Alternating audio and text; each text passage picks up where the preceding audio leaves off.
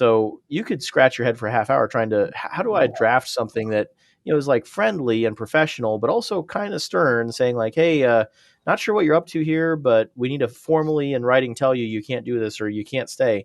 So you kind of put all that into Chat GPT, and it takes you 3 minutes instead of 30 minutes, and it gives you a draft of essentially a lease violation. What's the number one way you're using Chat GPT? So we use it extensively, especially with my technology background. Here's just a fun example of that. So we do property management, and I would challenge anyone listening to this to try to go a week without using Google.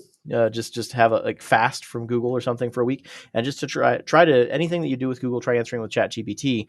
We use it anytime you're going to spend more than a few minutes doing long form correspondence. It makes a ton of sense to just pick up Chat GPT and use that instead. For example, we had a tenant move into one of our apartment buildings, townhome community, and they pulled a rolling 3-yard dumpster, like a giant dumpster, up to their unit as like their personal trash can. And we saw them roll it up, and we're like, okay, so are they throwing some things away for move in? And then 2 days later it was still there. We're like, I think they think this is like their personal dumpster or something. How does that work? And so you could scratch your head for a half hour trying to, how do I draft something that is like friendly and professional, but also kind of stern, saying like, hey, not sure what you're up to here, but we need to formally in writing tell you you can't do this or you can't stay. So you kind of put all that into Chat GPT, and it takes you 3 minutes instead of 30 minutes, and it gives you a draft of essentially a lease violation. And you say, hey, I'm a property manager, and some interesting person decided to put this dumpster up to their unit. Please send a polite but aggressive note that they can't do this, and this is their formal written warning. Okay, this looks good. Can you make it a little bit shorter? Okay, can you make it a little bit meaner? Okay, nope, that was too mean. So somewhere in meanness between the first one and the second one. Okay, that one looks polite and the right amount of mean.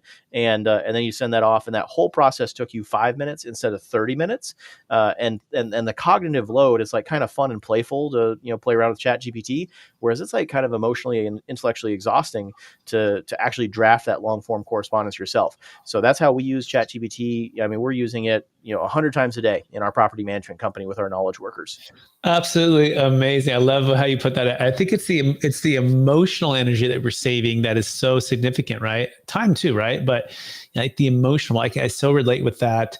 I like to just grab my phone, click on the app and talk into it, right? And just say, and I also have my screen up that I can refresh it, and then it pops up on my screen. But I just start talking and just saying, hey, ChatGPT, here's what I'm looking to do. Could you help me with this email? Could you help me with this marketing message? Could you help me with whatever this thing that I'm trying to solve? And just kind of free flow what's happened, right? Or even like I like to transcribe or have I'll have these small videos, and I'll say, hey, I'll just click it and I'll let it listen to the transcription, right, of the video. And then I'll click it in it. So now it's loaded. And then I'll say, hey, take that and make that into an email sequence. I'll take that and make that into YouTube show notes, or just anything really. It's pretty amazing. You just got to spend the time to do the thing, and it starts to become like second nature.